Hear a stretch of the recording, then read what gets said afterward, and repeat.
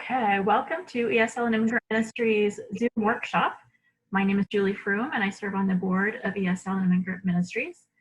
As you know, ESLIM is a nonprofit organization that promotes and supports the teaching of English to adult immigrants of all nationalities in Northern Virginia and DC, and welcomes their active participation in our community.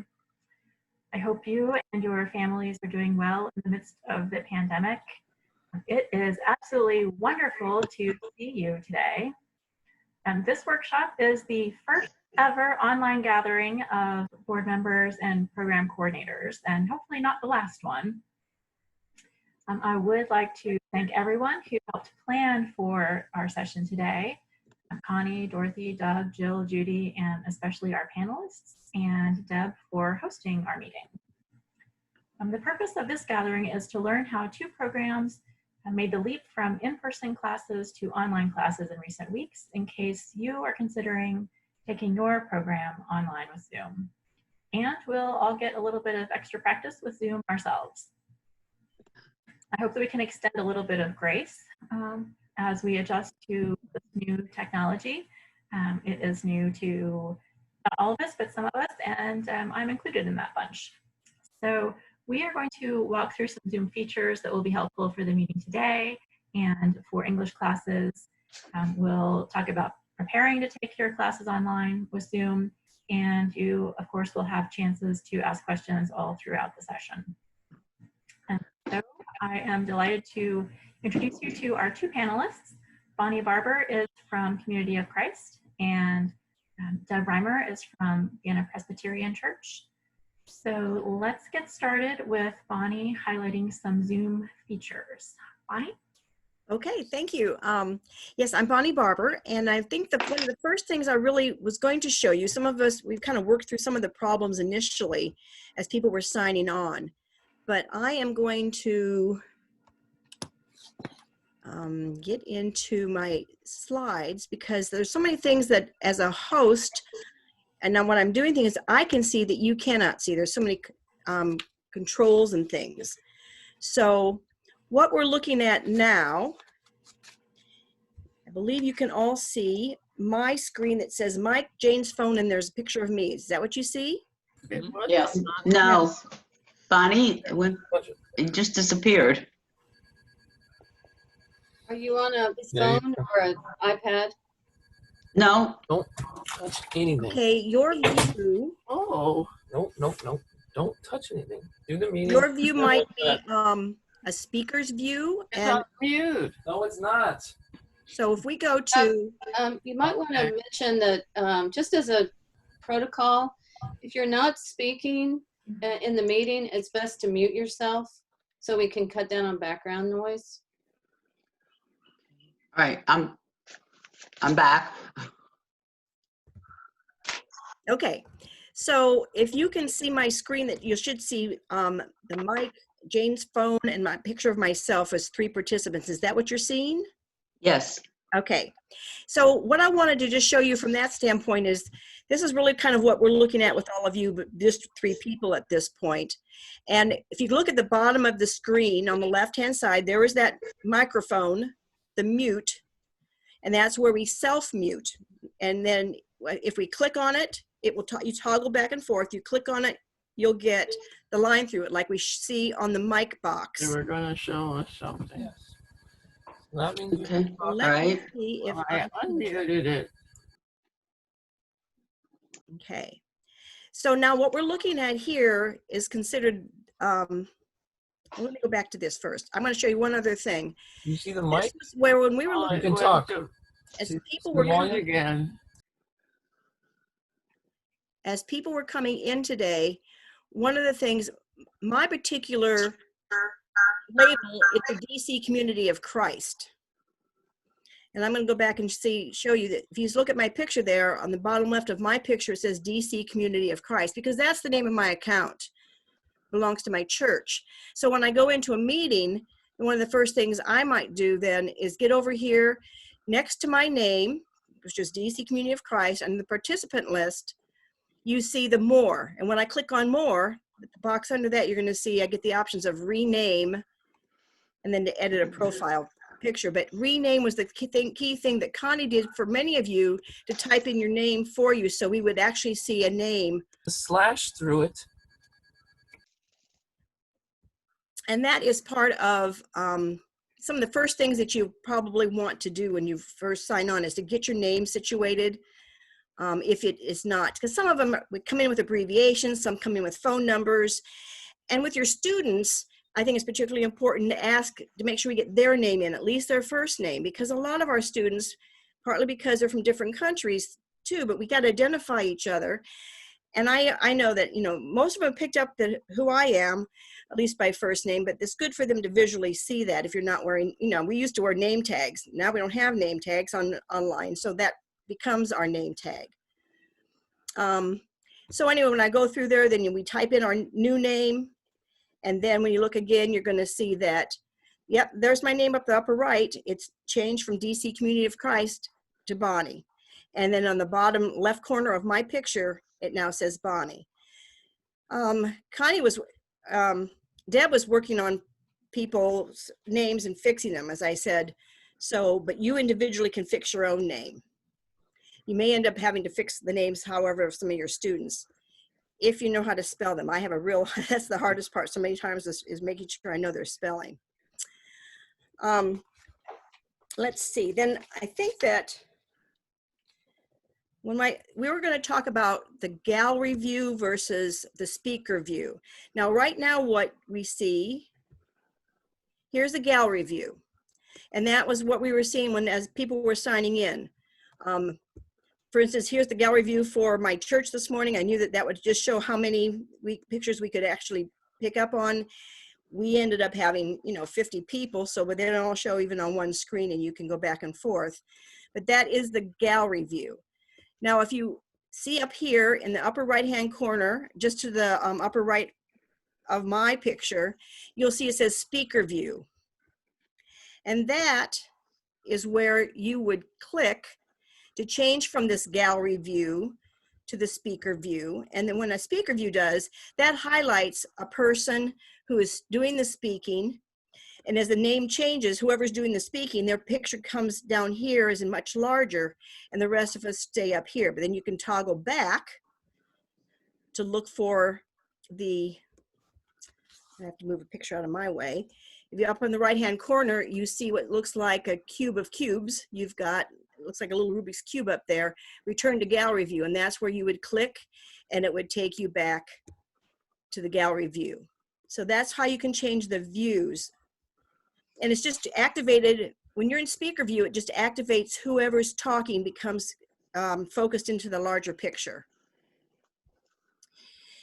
And we were talking about the mute. We did a lot of that already, mute and unmute, but there's that particular icon. When you first, or your screen will go totally black down here, but once you move your cursor over into that black screen, your Zoom screen, oh, I didn't mean for that to happen, you'll see that the mute does show up, the mute icon. Now that controls your personal mute. But over here on the right-hand side, we had that participant group. And at the bottom, you see there's a mute all and unmute all. And that's how you can control all the other participants at one time. So you can mute all your students, or as your people are coming in and there's a lot of background noise going on or something, you can do that mute all there. I believe, Deb, I think you went up here and individually muted people, didn't you? Yes. Top. And I was thinking once you get out of screen sharing mode, it might be good just to walk everybody through how to toggle the gallery view so they can do that. Yes, I think a lot of these things we should. I could go in and out now if you prefer to. Do you think we should just go ahead and do it now as we're going through them? Yeah, maybe. Yeah, Okay, so let's do they that. can I'll do a experience stop it. share. So here we are back to gallery view. And if you look down in your bottom left-hand corner of your screen, once your cursor gets down in the black screen, you will see the microphone icon. Are you seeing that? Yes. And Yes. as you're watching it, mine is green. I'm sure everybody else is too. The green goes up and down as I'm talking. You can tell my volume by looking at that even, and that my microphone is active. If you Yeah, so you might want to have everybody open the participants panel. Okay, on the bottom of the screen, you'll see the long menu selection, and you've got manage participants. So if you click on that, that's when you get your participant screen off on the right-hand side. If you haven't already gotten I don't that. know. So Has see, everybody got that? Can you like shake your heads? Okay. Connie, are you having trouble? I'm on, right? Okay, I'm gonna mute Connie. Okay. so there we have across the bottom, and that's the main thing for you to realize is that sometimes you think, I don't know where those icons are at the bottom. You have to get your cursor over into your black screen, and then sometime after a period of time, it may go blank again. All you have to do is to move your cursor a little bit, and you will see it. But you can't see mine. I don't see yours. You've got to be able to activate it yourself to make those choices. So yes, we activated the participant screen, and on the right hand side, then you should see the whole list of the participants. You even have a scroll bar off to the right because we have more participants than can fit on that screen. So you can scroll up and down.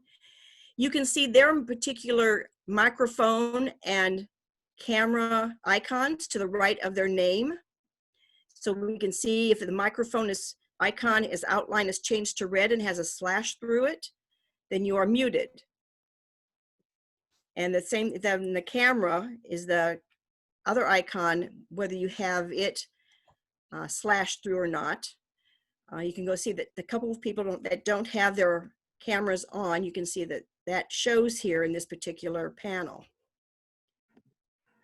Connie, we have a question. Yes.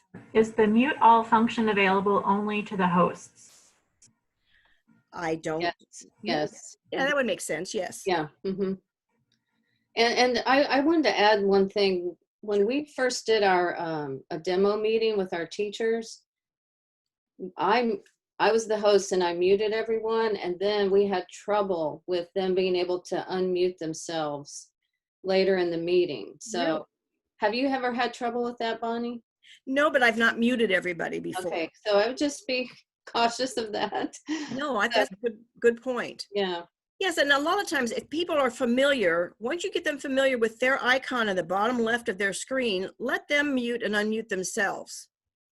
I think that's a lot smoother. They need to know how to handle their Zoom screens anyway. And that's a pretty basic one as far as getting down to there, I believe. So let me just, at this point, I'm going to change a little bit since we're right here at the menu level. You see the participant screen on the right. Now, what I want you to be able to see is the chat screen. So in the very bottom of your big Zoom window, you'll see the call out box, like a cartoon voice box. And you should click on that, and that opens up your chat window. So the very top is your participant window, and the bottom underneath that is your Zoom group chat. Has everybody been able to open up the chat? Then if you look down toward the bottom of that screen, you will see the menu. It says to, and then everyone. It should default to everyone. Does anybody not see that? So you can change who you're talking to, but right now leave it at everyone. Go ahead in that type message here. Go ahead and say whatever you'd like. Remember, it's going to everyone.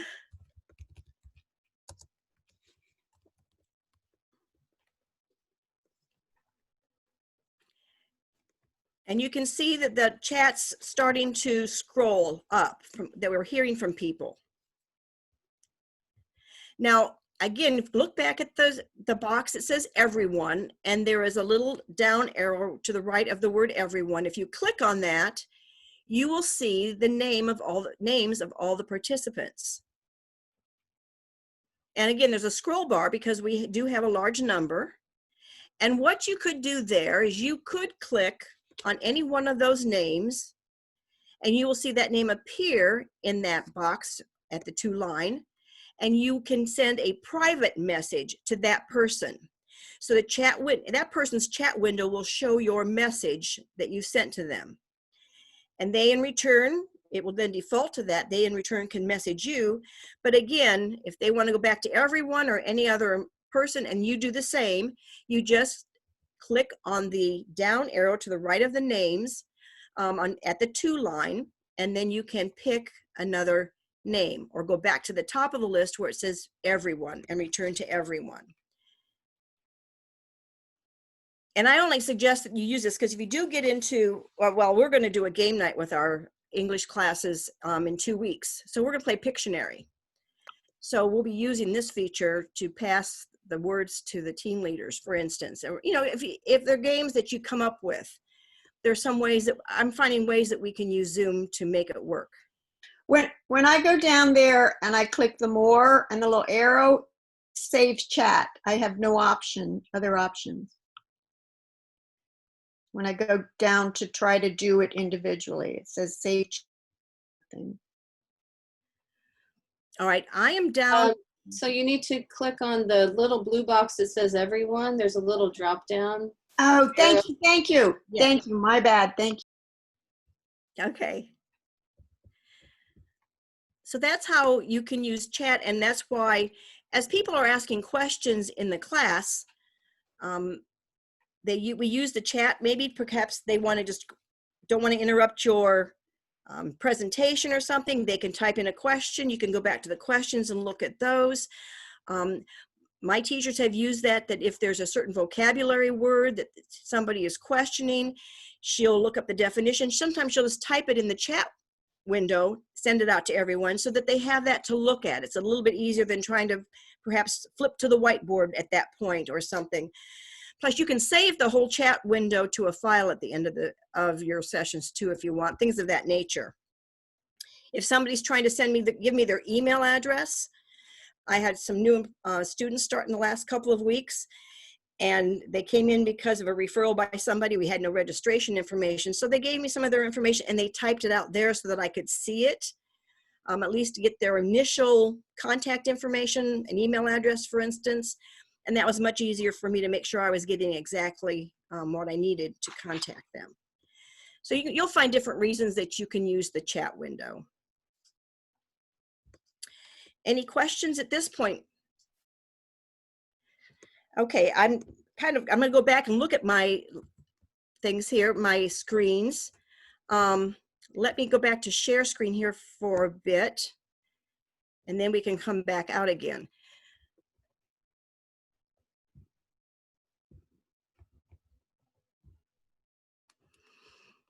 Okay, so we talked about the participant list and all. Let me see where I want to jump to. I am going to show you one other thing on the screen. We had the mute button. We move this a little bit on the bottom left of your screen, and next to it is a little arrow that points up. I didn't discover that for quite a while. That's why I wanted to point it out to you, because that's not anything to do with that particular icon of the microphone, but it does give you a whole nother selection of things to look at. And one of the things when our student might be having problems initially, they couldn't hear, they weren't sure what was going on, there's some things here they could select: test speaker and microphone. That was one of the things. And as a teacher, I'm just going to say this, but you're going to have to, I know, go back and try to figure it out for you. But if you're doing an audio presentation, I don't know if it's got a music background or it's a recorded session, sometimes between your audio personally that you're using through the microphone on your computer and that which is just trying to play through your speakers because you are presenting a YouTube thing, for instance, you've got some conflicts going on. So what we found that between leave computer audio or our rest of our audio settings, we have come to some compromises there that it's helped with our audio piece. So just be aware that that's there. It might be something you have to explore because you're having particular problems.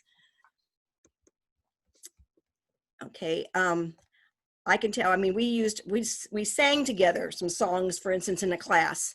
And if I'm playing the music and they're trying to sing, you're not going to be in sync at all. So these are things that will help you understand maybe some of the issues that might be going on for you. So what I'm doing now is I am sharing in my screen. You see the bottom icon, and you have share screen on yours. And I know that, from my understanding, Deb left it open so that anybody could potentially share a screen. Did I understand that correctly, Deb? Yes, but I think only one at a time. Yes, but right now, let me just be the one that's going to control this, and I'll show you some of what's happening. Oh, I hate it when I drag my fingers across. Let me see if I can get that fixed. All right, so when I click on share screen, first, what you will see when you do that is that you are in, look at the top, middle, basic, advanced. It goes back and forth. You can either be in the basic selections or the advanced. The basic selection has a full screen mode. So when I click on that, and down here at the bottom right, there is the share button. But when I click on the full screen, you're going to see everything on my computer screen. And some people control that much better than me. I have a mess. I have several things open. I have to then toggle with my Alt tab to find the one that I want to bring forward and all. But that's what a full screen would look like. Now, I use a lot of PowerPoint because it's something I'm very comfortable with. You do have Google Slides, which could be an option for you if you don't have the Microsoft set of applications. But with both of those, I can have my information ready for my class so that I can have something for them to read, something for them to answer. I can have the questions pre-printed, that sort of thing. When I do the PowerPoint, and if I went to presentation mode, then I have my whole screen has what I have published in that particular slide. And I can control going slide to slide to slide, but I don't see everything at the same time. It's in the background. I have to go back and forth. So I don't generally use the full screen. Now here's the next possibility. I was in basic before and picked the full screen. I toggled over to advanced. In advanced, I clicked on portion of screen. And that way, when I come on, there's my green frame that shows what they're going to be able to see. And it doesn't match exactly the way my screen is sized. But I can move that around and I can adjust it so it does fit properly. And then they get my screen. And from there, if I'm going through the same set of slides, I have a clean presentation. And this way, when I'm in PowerPoint like this, or I'm on a slide, let's just say it that way. When I'm on a slide, I can type in anything and they see it be happening real time. So for instance, what this list was, the verbs that we had I teach beginner level 2, excuse me. These are some of the verbs from our reading. So they were past tense, and we're having a lot of issues trying to decide how we pronounce a past tense regular verb. So we put in the verb, then they know what the past tense is generally. It was in our story, but they have to decide which column it goes into. How do you pronounce the ending sound? So I can just fill it in. And by having all this pre-formatted, I don't necessarily have all the words in place yet, but I have it pre-formatted with text boxes and things. And I use this week after week. I just get rid of the verbs that we used this week and we bring in new ones the next week. And that's the way I go slide to slide. I'll have several slides available. I can have ones that are just blank that I use as a whiteboard, anything like that. When I'm in that mode, this is the top screen, which is much like we saw there on the bottom of our Zoom screen. So I still have my participants piece, the mute piece, the stop video, and here you see the red box that says stop share. So I had hit share screen before, which is like this one that says new share up here. I can stop the share totally. That's what I did to pull back out earlier. We went online and did things directly inside of Zoom. Here I can also pick new share. So I can go from my portion of the screen to something else, which is the full screen or another option. But those are the kinds of controls we have, and they're located at the top of your screen. When I clicked new share, or I stop share and go back in, then I am back to basic. I select basic again here for you because I wanted to show the whiteboard. So when I pick whiteboard, I highlight it here, it turned blue, and down the bottom right-hand corner was the word share. So then I click on share, and up comes the whiteboard. Now I'm just going to show this to you rather than work it with you just now, because when I'm working it, you cannot see my controls. The students will not see all these controls up here. But if you can read them now, you see we've got quite a few things to select from. I primarily use text, which draws a text box and I can type in it. I've used the draw because I got circles and squares and highlights and things like that that I want to do. Spotlight is a major one because it gives me a pointer, or it gives me a red burst of color, which looks like a laser pointer. So I can say, look at this word and that word, that sort of thing. The eraser function is very easy. You just basically get to whatever you've typed in and you click it with the erase, and that piece, the whole piece that you've done is in one draw is erased. So there's several different features here. This is not easy when it came to those kinds of things that I was doing on my slide. This is too much work, and I couldn't do it to the refined level of what I had before. So I have to find out what the whiteboard like this one that provides you in Zoom can do versus what my slides do. I can save what my whiteboard does, but down the bottom right-hand corner, and it's hard to see here, the bottom right-hand, furthest bottom right-hand corner, there's a little bitty faint box that has like a 1 or a 2 by it. You can move on to the next whiteboard and don't worry about erasing anything. You've got another clear slate to write on. There's even a function down there to save your whiteboard. I haven't figured out how to bring it back, so it doesn't do me a lot of good unless I'm trying to transcribe it into something else. What I have used this for in the last couple of weeks, and again, we're also new to it. I can't say I had a lot of experience in anything necessarily, but what I have used this for, we have started to play hangman. And I use that to come up with a new, think of one of the vocabulary words that we got from the story. And it's a little bit tedious. It doesn't work out real easily, but if you get the hang of it, I go through and create a text box and do my underlines. And then it doesn't let me back in that text box to make a change. I've had to then overwrite the A where the word might go. And then I start making the list of the letters that they are guessing that don't fit. When it doesn't fit, I use the draw function to create a circle, and then in the draw function, we also have straight lines, and I ended up doing that. They think that's hilarious that we do this. And several of my students are au pairs, and the kids they take care of are coming in during the class time, and the one au pair has a 9-year-old and an 11-year-old boys.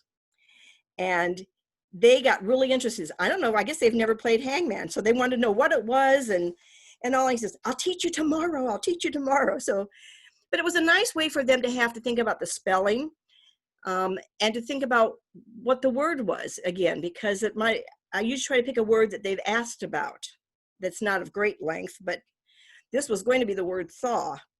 And that was a word we worked on a lot because of pronunciation, for instance, that sort of thing. So that was really fun to do. Let's see. And yes. Before you leave the whiteboard, Yes. have you used the stamp function on the whiteboard? I have not. It's got objects. It's got a star and I think a heart and a check mark. You could use the check mark for something. Mm-hmm. But no, because I can use these I think I can use these in my PowerPoint if I remember right. I think that option was I could find those, I believe, and I have to go back and double check, but I think because I was looking at this and thinking, I could use that spotlight when I'm using my PowerPoint too to highlight something, but I just haven't had a lot of need for it. And if you look at it, you might realize things that you do that apply for you. And I just wanted to add something, Bonnie. Yes. I have not done this. And I don't know if any of our teachers have, but I saw in a video the other day where you can make the whiteboard interactive between the teacher and the student. So you could like write or type up a sentence with a blank and then have them write the answer, and then you could, I saw somebody use the check mark stamp to say, yes, that's correct, or to put a heart by the ones that were right. Okay. So I don't know if how well that works in a classroom setting, but it's something you could explore. Absolutely. I just found it was interesting for me is that once I used a text box to type in, for instance, these underlines, I could not get back into that text box to fill in anything. And I would think if you had a sentence, they can't come back and fill it in. Well, they could, they have to, but they're going to create another text box on top of that, type it in, and it might be in the right place and it might not, because it's just not as fine-tuned as you could use. I would think on your slides, you could do the same potentially. I don't know, you couldn't. So this is, yeah, it'd be great. The more things you can do to be interactive, that's very true. I believe, let's see if there's I think we've kind of gone over chat. I'm just going to look real quick at my slide, the few slides that I had, to see if it's really necessary to look at anything there. And it's not. One of the things I thought, it wasn't really on my list, but I've came across and learned some things myself fairly recently, was when you're in your final your screens and it says end meeting, for the hosts it says end meeting. For the participants it says leave meeting. But once as a host, if I click end meeting, I was always afraid to click it because I don't want to end the meeting. I was just trying to walk away maybe for a second, or I can't remember exactly what it was. But when I found out is that when I do that, for the host, it comes back and then you get to make the selection whether you're just leaving the meeting temporarily or you're ending it. So for instance, I had 2 meetings going, another kind of meeting on Facebook going on, as well as my Zoom thing. So I left the meeting and left it open because my participants were having some interaction, having some discussions together. And I didn't want to close them off on that. So I'm going to give them a few more minutes. So I got to go over into my other meeting and just come back and check. And at that point I could say goodbye, and I tell them that I'm ending the meeting for all. Also, I found out that if I end a meeting, we can start it back up again. So I might schedule a Zoom meeting to start at 6 o'clock at night, and I say it's going to last for an hour till 7. And I end it at 7. But I can go back and open that meeting up. Zoom is not so particular that they watch the hours it says I'm going to open or close a meeting. I have a Sunday school class scheduled for Sunday mornings at 10 o'clock. I have used that Sunday school class every day of the week, that meeting every day of the week, all times of the day, to open up a practice session to help people learn how to get on to that particular meeting on Sunday when they want to come in. And that way, I've done it with my students too. Say, you know what, this is new, I'm a new student, let's practice tonight. And I use the exact same meeting, therefore they're used to those, typing in those numbers. It's difficult and all, but this is something that gives us some familiarity. I've been working with somebody several days to try to get that person into a meeting, because all they really came down to is we did not have a camera available on a computer. His smartphone, he had problems with that. He hasn't learned it well enough, and he wanted to get in on his flip phone. So we figured out, we went through the audio portion of how you sign on to Zoom and practiced it and got him on so that he knew when the next meeting came up that he wanted to participate in, he knew exactly how to do it. So the whole end meeting, I just wanted you to realize the definition of end meeting is not all that final. It lets you go back in. And if you can, as a host, you can leave a meeting and come back in, but all the rest of the regular participants, they just leave the meeting. But you're the one that closes it out as a host. I think that pretty much covers the things to go through. I'm going to stop my share. I think sometimes, we learn so many things all at one time, and I can't remember how to do that.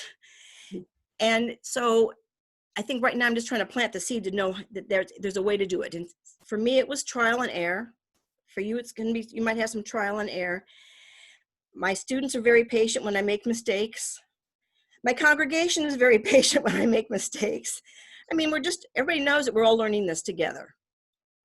I have a lot of students that are on phones. Not everybody has a laptop. Most of them have smartphones though. So they don't have the same amount of controls that the person on the laptop does. So you have to be aware of that.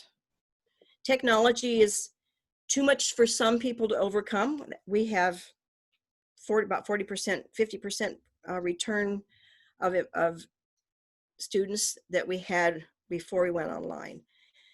But some of those are still coming back. We still send things out and invite them every week.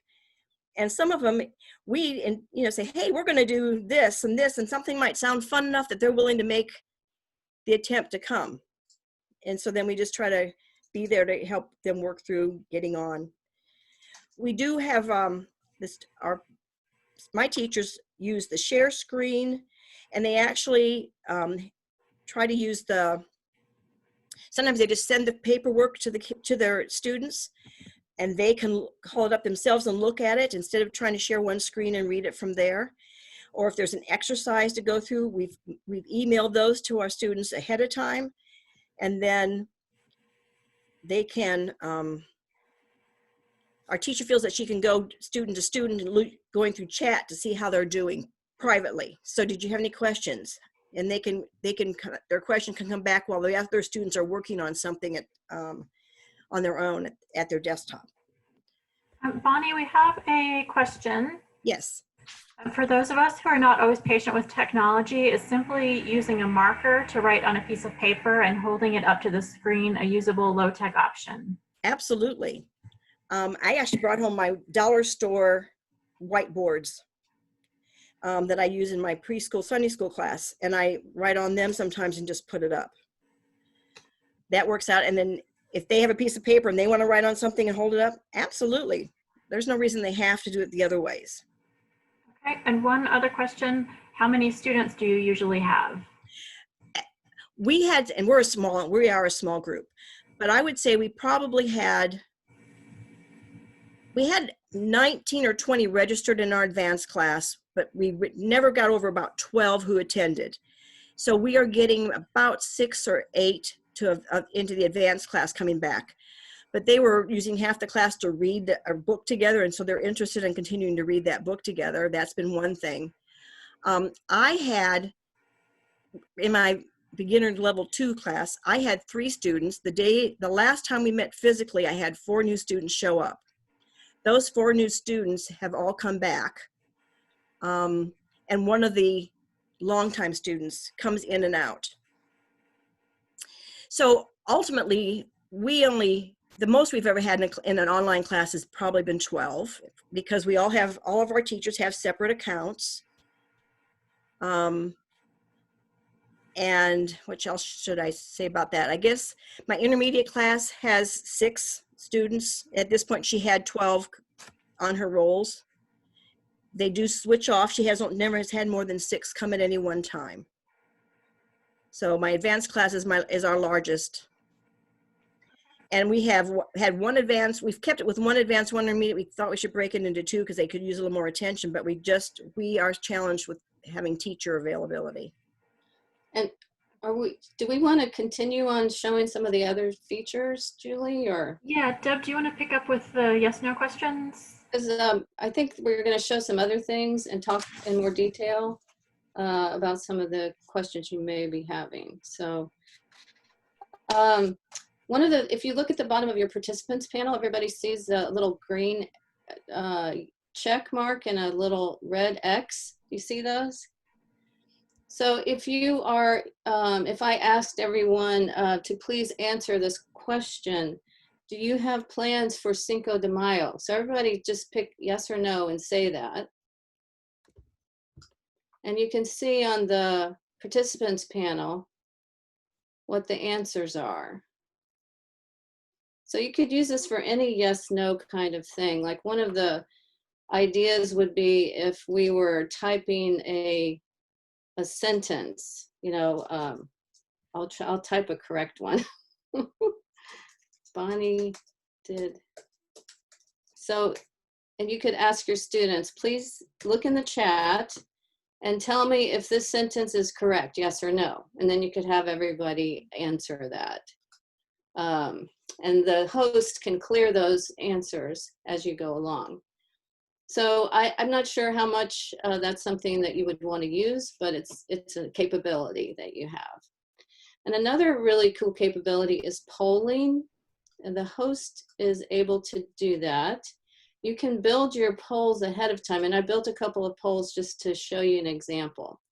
So I'm going to show you this poll and have everybody answer, and then I'll have, then I'll show the results. So you need to fill in that blank. I blank tennis every Sunday morning.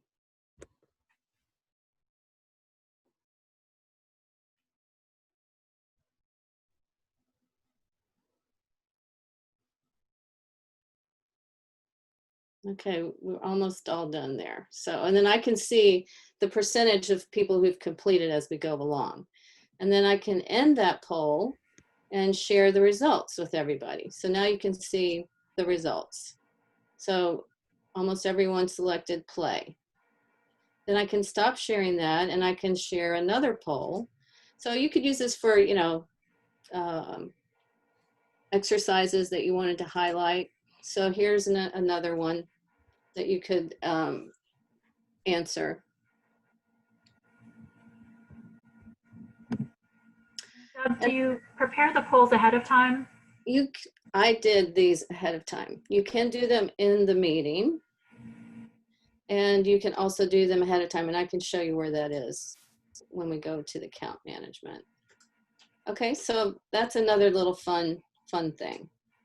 All right, so I was going to move now into talking about the account. So this is the back end. So as for our program, we have, I think we have 14 different class sessions running on Zoom.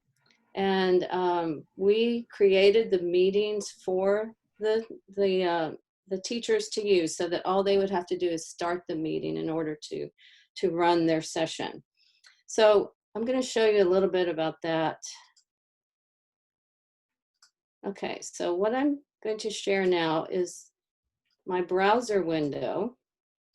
And this is what the Zoom background or the web interface looks like. Once you sign in, I'm gonna move these people here. So up here at the top, you can see this little icon, that's me. And if I want to get out of this account, I would just click sign out, okay? So I've already signed in, and then I've clicked on, here's my profile, which shows a personal meeting ID for me to use and some other things. And then when I click on meetings, you can see these are all the meetings I have set up on this account. This is the meeting we're in right this minute, the ESLIM Zoom workshop.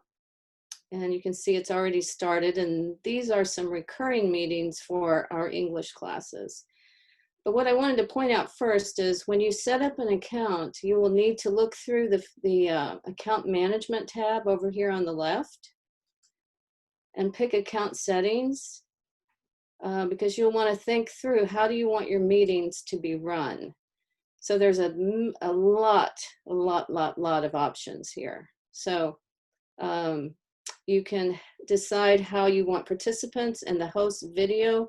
Should it start immediately, or should you have people turn it on and off themselves? Are you going to allow audio to be telephone and computer, or just one or the other? This is that personal meeting ID. I wanted to show you several things. Like if you're going to require a password, then you would have this enabled. And there's lots of stuff about passwords that you can set. Deb, let me ask you, do you routinely use the password? Well, yeah, I was going to talk about that. So for us, we do not publish our links. So we send our links to the meetings to our students. So the main security risk for Zoom bombing is somebody gets your link off of a, you know, web page or something, and then joins in your meeting when they shouldn't be there. Since we are only providing our links to students that we know, we thought that it would not be necessary for them to have a password, and we haven't had any trouble with that yet. It's certainly, if you need more security, it's something that you can set up. But we didn't want to introduce another barrier. You know, certainly it's hard enough at times to communicate with the students about how they can get onto the meetings in the first place. And our worry was that, you know, if they had a password they had to type in, or, you know, it would be another level of confusion. So then going back here, where's the one I wanted? Okay, so chatting, for example. You don't have to allow chatting. So you can set that up at your account level, that, you know, to prevent people from chatting. You can prevent private chatting. So if you want, like, this is probably more applicable with children and that kind of thing, but where you don't want them sending little, you know, private messages to each other. I think with our students, it might be okay, but you can say no private chatting. You can say whether or not you can assign a co-host. And if you're going to have multiple teachers in the room, in the meeting, I think that's a good thing to do. Polling, which I just did with you guys, that's an option. So you can have that on or off. And then this is stuff about screen sharing. Who can share a screen, the host only or all participants, and who can start sharing when someone else is sharing. So you have a lot of flexibility here about how you want to run these meetings. And this, when you're setting something up at the account level, then that automatically trickles down into any meetings that you set up. Then you do have the option to override some things at the meeting level. So you can see this goes on and on and on. But one of the other ones, like this is waiting room, which is another one of the possible security features. So Zoom now turns this on by default. I did not turn it on for our meeting because I thought it'd just be another layer of complexity we didn't need, and that we would all know each other, and so we didn't need a waiting room. But if you're going to have people you don't know that you need to verify their identity, then you probably want to have a waiting room. And cloud recording. Okay, so that's email, sorry. I missed breakout rooms. Here, I want to show you this one. So this is one of the features we've used that's been awesome for our teachers, and that's the breakout room feature. We're going to be going through an exercise on that in a little bit. But if you don't have this enabled in your account, you won't even see it as an option when you're running the meeting. Any questions on account management? Okay. So the next step then, after you've sort of set up how you want your accounts to run, then you can start scheduling your meetings. And you just go back to the meeting tab, click on schedule a new meeting. And then here you can enter the name of the meeting, when it is, the duration. If it's a recurring meeting, you can set all kinds of things about that. And then the meeting ID can be generated automatically or use your personal meeting ID. And the guidance I've heard on this is to, if you're scheduling a meeting that many people are going to be joining, use a generated meeting ID, because if you use the personal meeting ID and multiple people have that for different meetings, they could come in and you know, interrupt your meeting, you know, thinking they're coming into the next meeting. So we have used automatically generated meeting IDs for all of our classes. And then if you're going to have a password, you can, I think it generates that as well. Can I just interject there? What we have found when we're having recurring meetings, we pick a numerical password. You can do an alphanumerical one if you like, but it's a lot harder, and if telephones couldn't use it. So if telephones can't use it, and I'm talking about not a smartphone, then there's 2 different passwords assigned to your meeting. So we go in and ask for the numerical, we make it something that might be easy, like even if it's a past years, to say 1945 is still easier for someone to remember when they're trying to type it in than to do the 6-digit. And that's just something that we've gotten used to because we were making it so hard at first. So you can, oops, I didn't mean to hit enter, but you can set that to be whatever you want it to be, is what Bonnie was saying, which is right. So you see, I'm scheduling a new meeting, it's giving me a new password, but you can change that. And then there are other options like enable join before host, which we have all set to no for our meetings. We do not mute participants on entry. The waiting room we haven't used yet, but we may in the future. I would think if we do this in the fall and we're starting with people we don't know, we probably would have a waiting room enabled. So anyway, that's a little bit about scheduling a meeting. And then so our teachers, when it's time for their meeting, like this one here is on Monday mornings at 9, they sign into this account and just click start.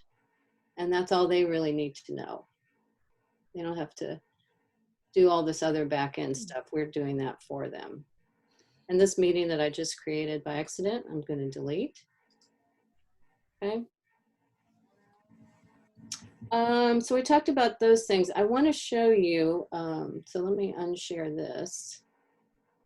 So there are also some other security features within Zoom, like right when you're in the meeting. So let me share a PowerPoint to show you that. Okay. So if everybody can see this, whoops, PowerPoint slide here. So looking at the bottom of your Zoom window, you'll see the microphone, start video, and then a security tab. If you click on that security icon, you'll see these features available to you. Whoops, sorry, I keep doing that. So you could lock a meeting, which means nobody else can get in. This is all right when the meeting's going. You can enable a waiting room. So let's say you had somebody who got unruly and was disrupting your session. You can enable a waiting room and move them right to the waiting room right then on the fly. You can say whether or not participants can share screen or can chat or rename themselves. So all these things are available to you. And then if it should happen that someone is not appropriate to be in your meeting, then you can remove them from the meeting. And the way you do that is go to your participants panel, and then you hover over the name of the person you want to remove, click on the more button, and then you can see the list of options. And the last one is remove. And when you remove someone, they cannot get back into that meeting for that entire session. It's my understanding they could get into a new meeting. So that's those two things. And then Julie, do you want to, any questions on any of that before we turn it over to you, Julie, for the successes and challenges? No. Okay. There have been a Share the chat box, but not questions per se. So I think we can go ahead and continue. So successes is our next topic. Bonnie, do you like to start with just a word or two about successes in your program? As far as going with the online, I've been very surprised at the new students that are coming in, because I thought that I didn't expect to see new students that still are contacting us. So that's been very successful. And we have a teacher who's doing the basic beginner level with one particular individual. And she has used Zoom and been able to write things back and forth that they can see together, and being able to use to verbally show what they're doing in pronunciations and things. And she's been very excited about how well that has worked. And so I think we've surprised ourselves a little bit with that. most of my teachers have used the slides type of thing to have some things pre-done, and that's been working very well. We have books out, shorter books for the intermediate and a more adult book at our advanced level, and they're reading books together, chapter by chapter every week. And because they have the books in hand, that has worked, but then the discussion things go online for them to discuss. We have not used breakout rooms, that sort of things, our group's so small. We are kind of surprising ourselves, and we're learning, but we're surprising ourselves that as we learn new ways to stretch what we can do online. Okay, and we have a question. Doug says he was thinking about inviting students from recent prior semesters to rejoin the class, including au pairs and others who have returned to their home countries. Does anyone see a downside with doing that? Also, are you charging tuition for these classes? For us, we are just continuing our year. So we are going to have to figure out what we want to do in the fall if we're going to actually start up a new set of classes. But Doug, some of our, I don't know if you were on earlier when I mentioned a couple of our former students had not been able to come to the classroom. One had moved back to Italy 3 years ago, and one wasn't able to drive anymore, but they had missed their class. And now, because of Zoom, they've been able to get back in the class. Mm-hmm. So I think it's great to offer it whenever you can. And I know that for us, one of my past students from several years ago was very interested in getting involved, especially when she found out we were doing everything online. I used to take separate times with her online once a week when she returned to her home country, and then she was moving, et cetera, to another country and things. And so we didn't keep following through on that. But she's interested again. She, however, lives in Copenhagen. So I said, well, she wanted to join class. I said, well, our 6 p.m. on Sunday is 1 a.m. in the morning on Monday for you. So I don't know that we can do that. But the recording session is what we're going to look into to record that, maybe the first hour of the class or something like that, and being able to pass that to her to see if that would be helpful. I don't think there's anything downside to having a past student.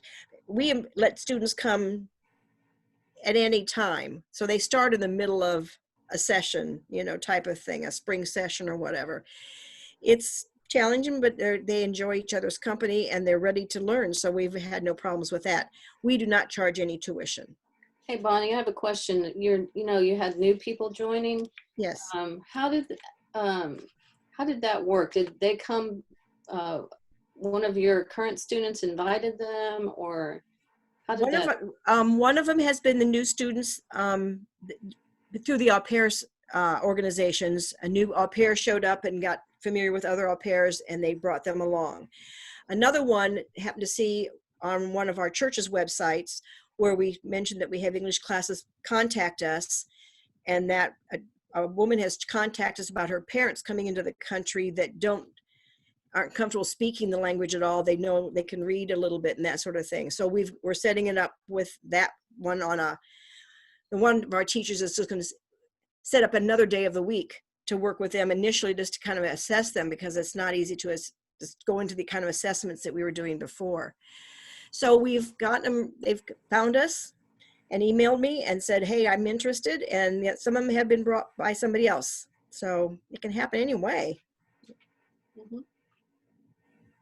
We haven't had new people, I don't think, but certainly we're thinking about next year, we would have new students, new classes, new mixes, like one of the things that's our teachers feel like the reason this has been able to be successful from the get-go here is because of the community that's already been built.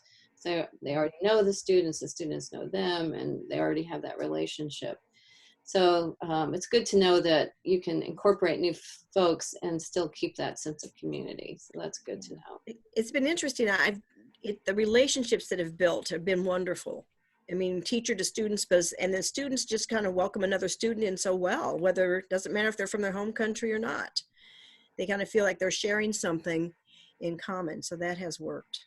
And we did have, one of the challenges that I would mention is technology, and that includes for our students and some of our teachers. So we certainly had some teachers who weren't tech savvy and weren't able to participate in this. So we ended up combining some classes. So to offer one Zoom class across several of our regular classroom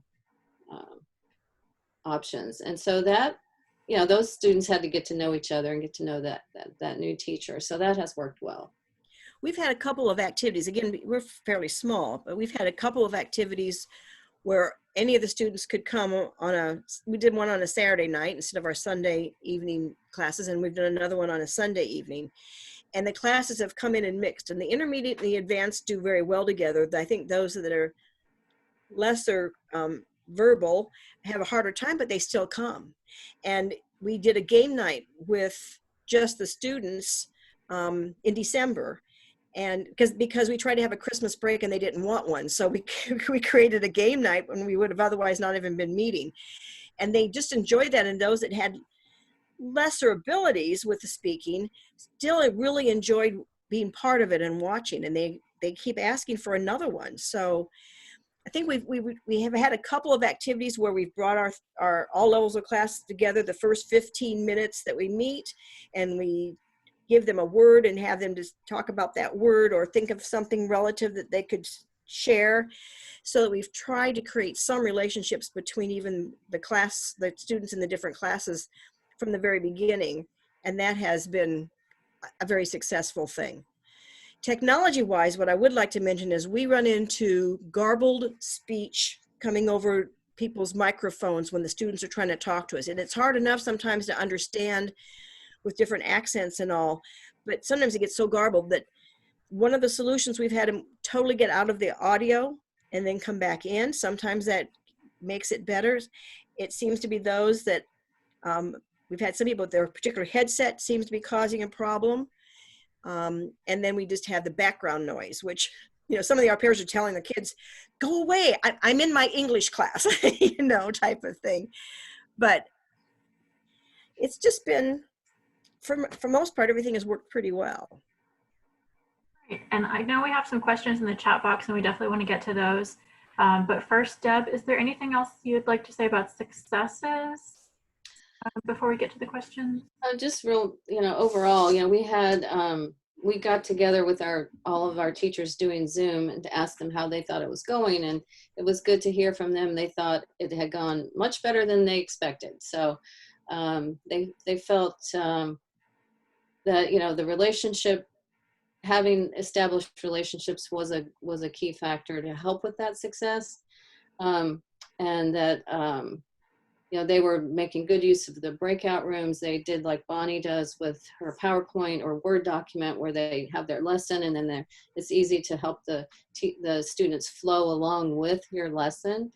One of them uses a Word document and then makes changes to it during the class, and then she sends it out to the class after that. So that's sort of a neat way to capture, this is what we did and what we learned and all the vocabulary and grammar tense and stuff that we did. So yeah, it's going well, better than we thought. Excellent. And you talked about this a little bit, but Deb, can you talk a little bit about changes you made to the content of the classes themselves? Changes to the content? Well, when we first started, which was like right after, March 12th, the week after is when we started, we tried to make it as non-threatening as possible to our teachers. So we said, feel free to just do review of things you've already covered, whatever feels comfortable to you. We also set up our class time window, which in the morning is 1 hour and 45 minutes, and said, pick how much of that time window you want to take on a Zoom call. So most of them are probably more like an hour, 45 minutes to an hour that they are using, actually doing a Zoom class. But after a couple of weeks, the teachers, since the students already have the books at home, they started actually going through the book. They felt comfortable covering new material. And so they started using their textbooks like they would in a classroom and turn to page 32 and exercise 3A or whatever. So So we really haven't changed our classes at this point. One of the things I might mention when you talk about bringing in students that have gone back to their home countries, when we were trying to mix and bring somebody in through Skype, you know, a year ago or 2 years ago, and keep them up with the class that they had been attending with us in person for a while, what I found out is that that particular one individual I'm thinking of in particular, she just could not keep up doing Skype. And we thought maybe it's been trying to differentiate between working with the students that were there versus being able to show her the things where we were and what exercises we were working on, because we would send her electronic copies of the paperwork, the lessons and things. So what I would do is I met with her a second time during the week. It was just her and we talked about instructions, because she was at the beginner, higher beginner, lower intermediate type of level. But because she was so nervous, and that's what I find with a lot of the more beginner level students, they are so nervous about being able to do it in the first place, to be able to participate, especially when I can't communicate that well with us. So we would really review, I'd take it like the next week's lesson, and I would go through it, that she was going to sit in an electronic class with some people that maybe weren't at the time. And we said, okay, when they ask you for section C, this is what you're looking for. When they say circles, you know, just going to circle something, this is what we're doing. Because when they say page number, you know, it's in the bottom right. So we would review some of the things and get her ready for the next one. And then we would also look back at the previous week. What did she have problems with? And I think we're going to end up having a merged technology and physical meetings with some students in the future, because we've opened up this door to doing more online. So we're just trying to think about what are the things we need to prep them for, and meeting with them a second, you know, on their own perhaps, just to kind of work them through the details of how it will work. And I would echo that, Bonnie, on just some of the lower level speaking classes, or some strategies teachers have used to make sure they could overcome technology with the student is either meet with them one-on-one before the class ever meets. So just to make sure they can get on Zoom and get their video and get their sound. So that was one approach. One teacher said, have an English speaker sitting beside you so we can work through that. So she tried to tackle all that in her first meetings. But I think if you can do it separately, that's better. So then it doesn't disrupt your class. Okay. There is a question about recording sessions and how to get that to students. And actually, I've done a fair amount of research on recording because of this meeting.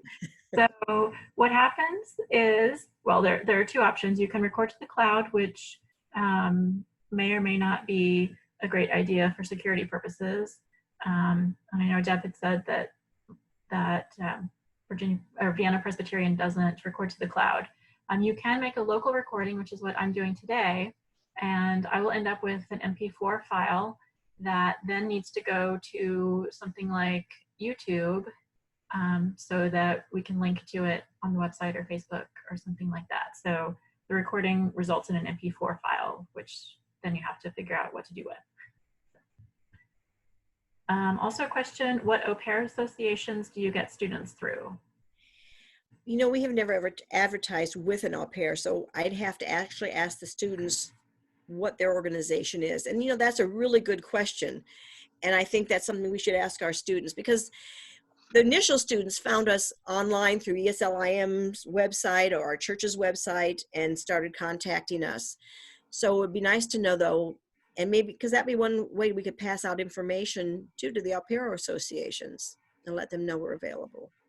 Sunday nights work out really well with au pairs, because that Sunday's usually their day off. So that's why we've done Sunday. And what we find now, because our classes were from 6 to 8, so it wouldn't be too late in the evening. And 6, maybe they could have grabbed a quick dinner first. But now that they're at their host homes, it's become a real challenge. And I have 3 of my students are au pairs, 4 of them, and 1 is not. Well, the au pairs, in the course of our meeting together, they get called to dinner. And they've said, I'll get something later. Sometimes they feel like they really need to go have dinner with the family. They feel like they're being told to come to dinner. So I just changed my particular class to be from 4 to 6, maybe we'll end at 5:30, but just that time frame, so it's before dinner. That's not a challenge that we'll have to deal with once we get back to physically meeting, though, I don't believe, because then they're on their own time. But it's my adjustment I've made for my class. The rest of our classes are still meeting 6 to 8. So I did warn my class that when we do game night, we're probably going to have to go to the 6 to 8. I don't know that the other group will come the 4 to 6. And usually our spring session was supposed to end on the 17th of May. We have a big international dinner between our congregation as well as the students. And we can't do that since we're not physically meeting. So that's why we've decided to do a game night that night, ask them to bring some international recipes that they might like to share with people. But it does get us all together. But we also aren't looking at the 17th of May as being the end of our session, because we're at home, they're at home. Usually we break for the summer because the weather is so nice. They're going places. We don't get them back on a Sunday evening in time to meet together. So we're letting each class make a determination if they're going to extend beyond that. So I really expect us to go at least through the end of June. Every one of my teachers has said yes. Not everyone. I can manage with my very beginner level. She's leaving this summer to go to medical school. So I'm going to lose my beginner teacher. But I think that I just want to let you know we're going longer. And even in the past, last summer, we ended in the 17th of May, but we said, hey, we're going to get together in July. We're going to go to the museum, such and such a museum. And so some of the students, not very many, but some students joined us in July and they went to the museum together. So with some of our teachers. So we don't quite let go during the summer, and that kind of keeps students together. And I just say, if anyone has changes or additions to program dates, if you can let Connie know, we can update the website. We have a comment that au pairs can be tricky because of rules and regulations, and we may not have the formalized sort of classes that they need. Oh. Okay. All right. We are rapidly approaching our ending time here. So shall we go ahead and, I think we've covered challenges throughout the chat already. So Deb, if you can move on to breakout rooms, we have, well, I'll turn it over to Deb. Okay. So I'm going to show you what the controls look like if you are the host and about to run breakouts. So you should be able to see this PowerPoint here. So this is what I showed you earlier. You want to make sure in your settings that you have the breakout room feature selected, okay, or you won't have it as an option in your meetings. Sorry.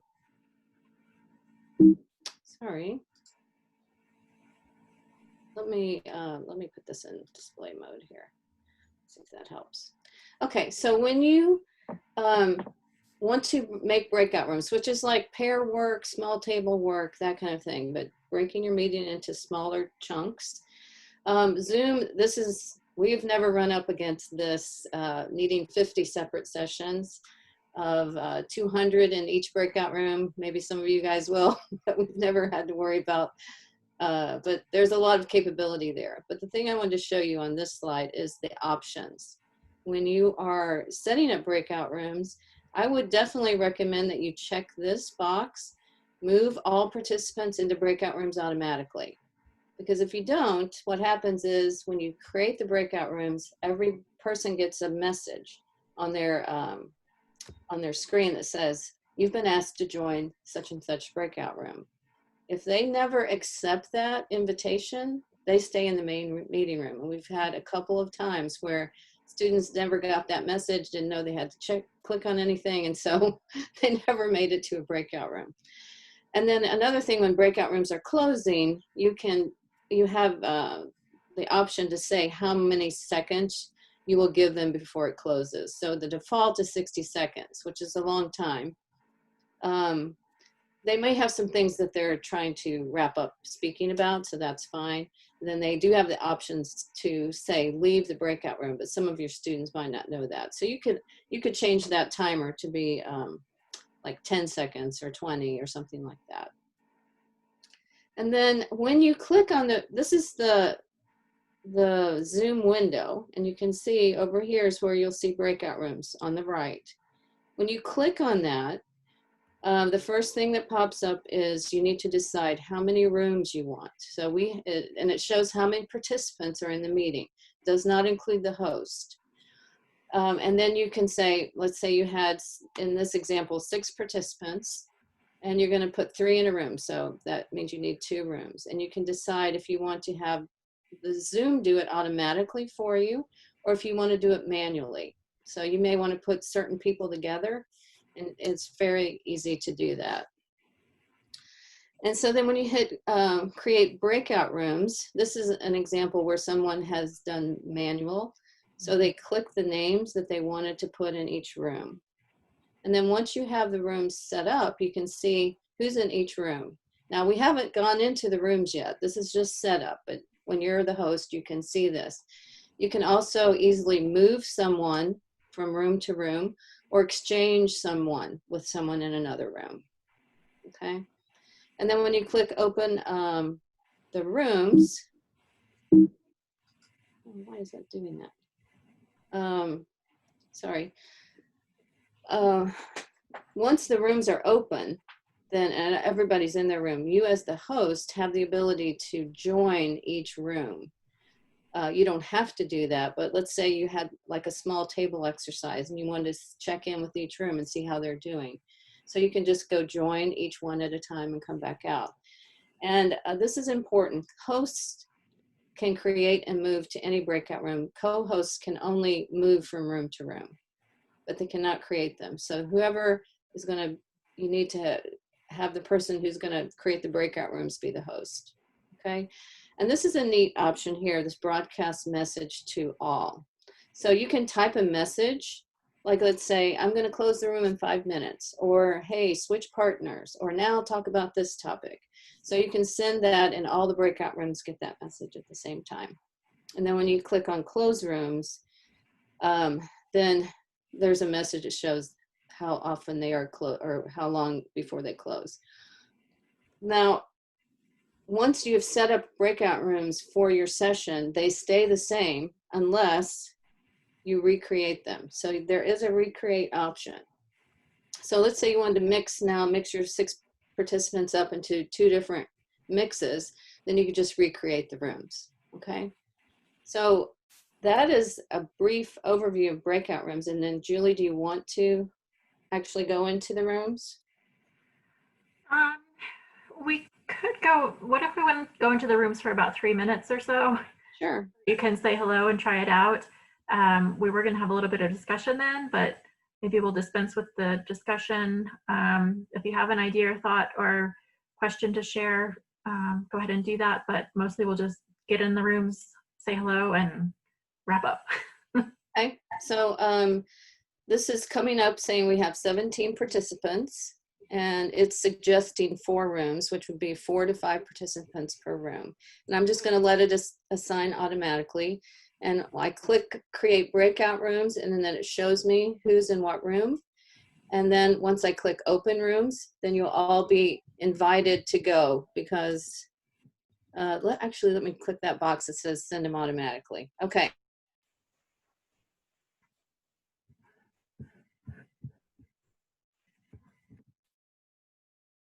Hello. Hello. Hi, everybody. Who is it? Connie and Dottie, if you want to unmute yourselves.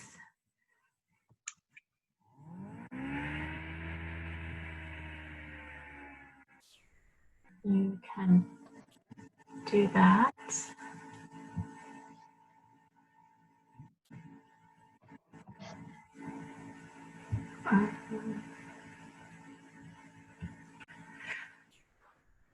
Right. Well, this has been an interesting experiment today. It has. Yes, I've never had a tutorial on Zoom, and no, it's really great. Yeah. Hi. Dottie, Okay, I'm here. so any thoughts, ideas, last questions you have?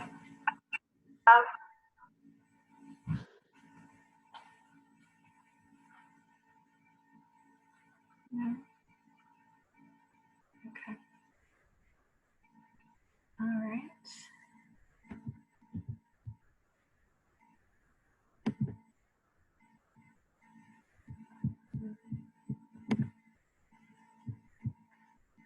See.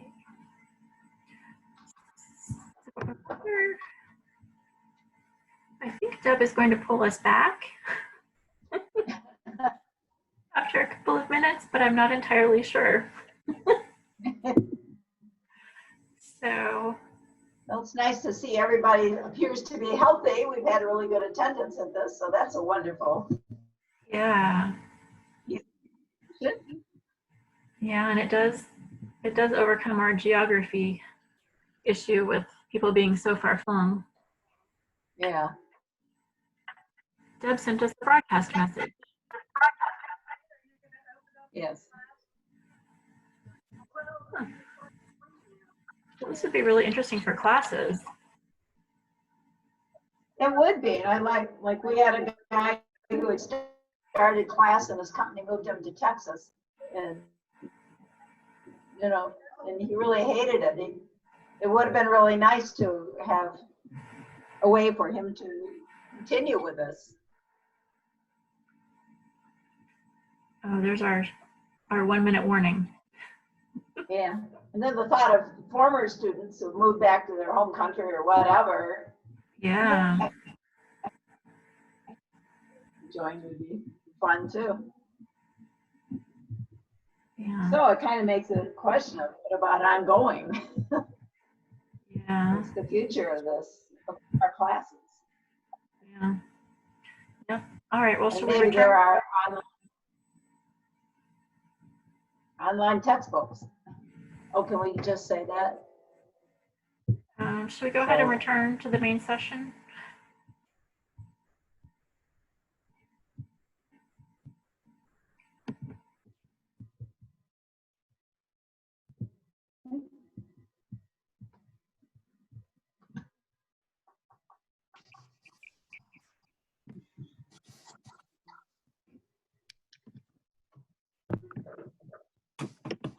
It's different stuff here. Reassembling. Awesome. Okay. All right. Are there any other questions that we haven't gotten to? I hope that I've caught the ones that are in the chat, but I may not have.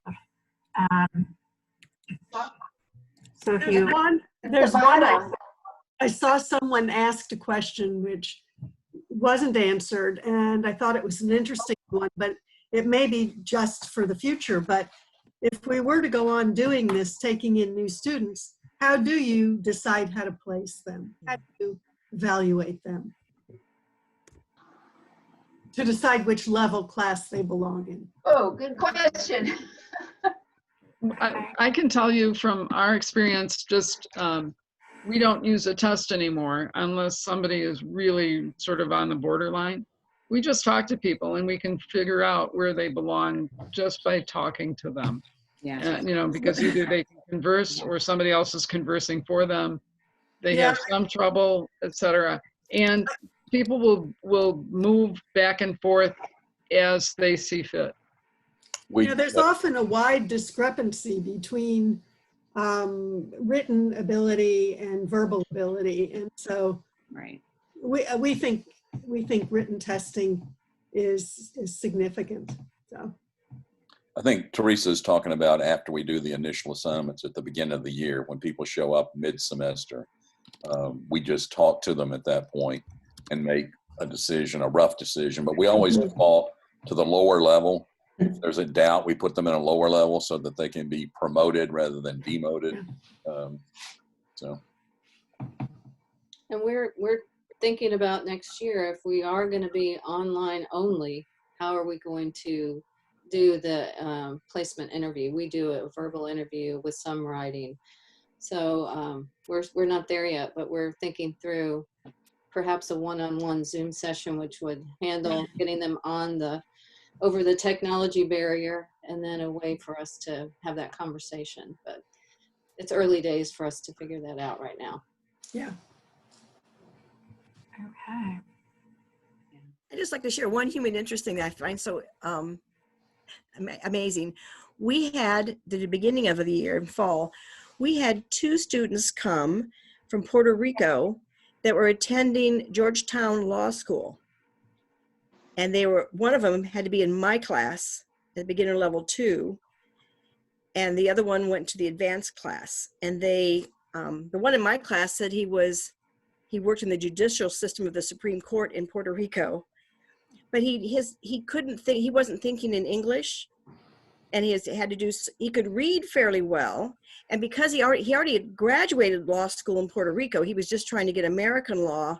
So he understood a lot of the concepts, but it was really difficult for him. And he stuck around with us for 5-6 weeks. And although we hear from him, it's just so hard for him. He had to just stay with school versus even coming out to us on a Sunday evening. But it was really interesting to have 2 of them come from Puerto Rico, and they knew each other. And I said, well, what kind of English training have you had in Puerto Rico? And they said, and the more advanced one said, we all have taken English all the way through school. It's just some of us studied better than others. But it was quite a challenge. And to think that we had somebody in English class going to Georgetown Law School was just amazing. One thing also I would just mention, if you are going to start this, what we did, we had demo sessions for our teachers, and then as each class decided they wanted to actually do it, we would hold like a practice session for the teachers. So they would have a chance to practice doing the controls and feeling comfortable with the technology as the host. And that has seemed to really be helpful. Great. Okay. Well, on that note, I think we'll wrap up for this session. Thank you, Deb and Bonnie, for sharing your experiences with us today. Thank you, everyone, for participating. And we'll be in touch with information about how to access the recording. If you want to share it or parts of it with your teachers, you'll be able to do that. So thank you again, everyone, and enjoy the day. Thank you. Success. Thank you. Bye-bye. Bye.